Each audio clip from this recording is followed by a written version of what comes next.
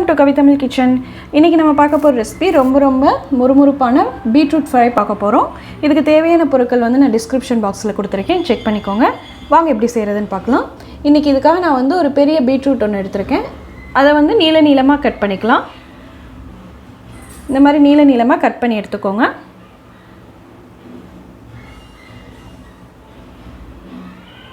இப்போ beetroot cut பண்ணியாச்சு. இதை வந்து ஒரு பாத்திரத்தில் போட்டுக்கலாம்.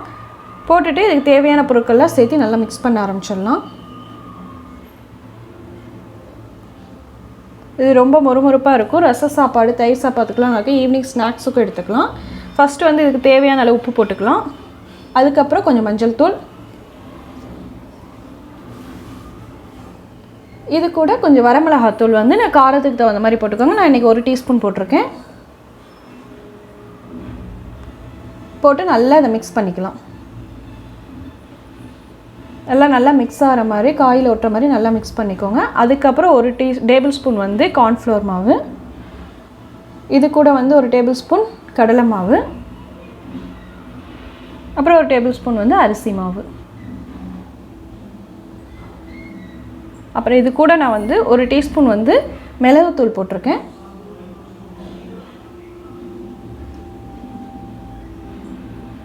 இது போட்டுட்டு நல்லா மிக்ஸ் பண்ணிக்கலாம்.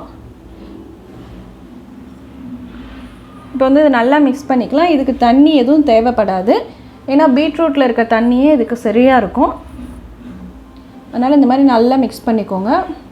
எல்லா பொருட்களும் பீட்ரூட்டில் ஒட்டுற மாதிரி நல்லா மிக்ஸ் பண்ணிக்கலாம். மிக்ஸ் பண்ணிவிட்டு இது ஒரு 10 நிமிஷம் மூடி வச்சிடலாம்.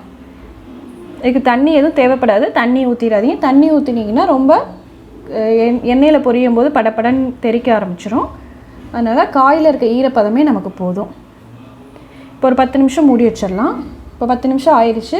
இங்கே பாருங்கள், நான் அதுலேருந்து தண்ணியே ஜூஸியே இறங்கி நல்லா ஈரப்பதமாக இருக்குது பாருங்கள். இப்போ வந்து இதை எண்ணெய் சூடு பண்ணி எண்ணெயில் பொரிச்சு எடுத்துடலாம்.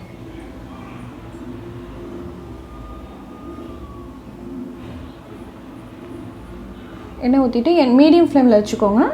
எண்ணெய் காஞ்சதுக்கப்புறம் நம்ம ரெடி பண்ணி வச்சுருக்க பீட்ரூட்டை இதில் போட்டு பொரிச்சு எடுத்துடலாம். இது ரசம் சாப்பாடு, தயிர் சாதம், மோர் சாதம், அதுக்கப்புறம் ஈவினிங் ஸ்நாக்ஸாகவும் குழந்தைங்களுக்கு கொடுக்கலாம். டிஃப்ரெண்ட்டாக ரொம்ப மொறுமொறுப்பாக இருக்கும். போட்டுட்டு நான் ஒரு கிளறி விட்டுருக்கலாம்.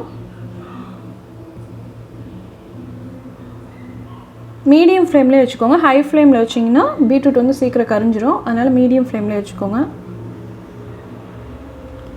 பாருங்க, நுரை வந்து கம்மியாக ஆரம்பிக்குது. நல்லா கிளறி விட்டுட்டு நுரை வந்து ஃபுல்லாக ரெடியூஸ் ஆனோனையும் இப்போ நமக்கு பீட்ரூட் வந்து கிரிப்ஸியாக ரெடியாக இருக்கும். இப்போ நம்ம இதை எடுத்துடலாம். எண்ணெய் வடித்து எடுத்துடலாம். அவ்வளோதான் ஃப்ரெண்ட்ஸ், ரொம்ப ஈஸியான பீட்ரூட் ஃப்ரை ரெடி பண்ணிட்டோம்.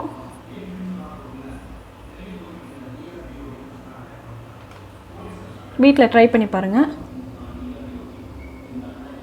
இதில் வந்து எண்ணெய் வந்து அதிகம் ஒட்டி இருக்காது. எண்ணெய் வந்து ஃபுல்லாக ட்ரைன் ஆயிரும், நம்ம தண்ணி எதுவும் ஆட் பண்ணாதனால.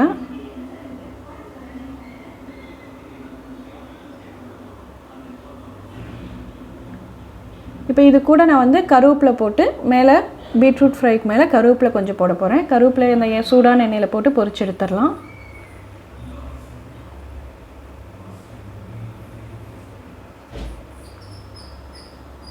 அவ்வளோதான் ஃப்ரெண்ட்ஸ், பீட்ரூட் முறுமுறு ஃப்ரை ரெடி ஆகிடுச்சு. இது மேலே வந்து கொஞ்சம் கருவேப்பிலை. கண்டிப்பாக குழந்தைங்களுக்குலாம் ரொம்ப பிடிக்கும். வீட்டில் ட்ரை பண்ணி பாருங்கள். இந்த வீடியோ உங்களுக்கு பிடிச்சிருக்குன்னு நினைக்கிறேன். இந்த வீடியோ பிடிச்சிருந்ததுன்னா கமெண்ட் பண்ணுங்கள், சப்ஸ்கிரைப் பண்ணுங்கள், லைக் பண்ணுங்கள், ஷேர் பண்ணுங்கள். Thank you friends.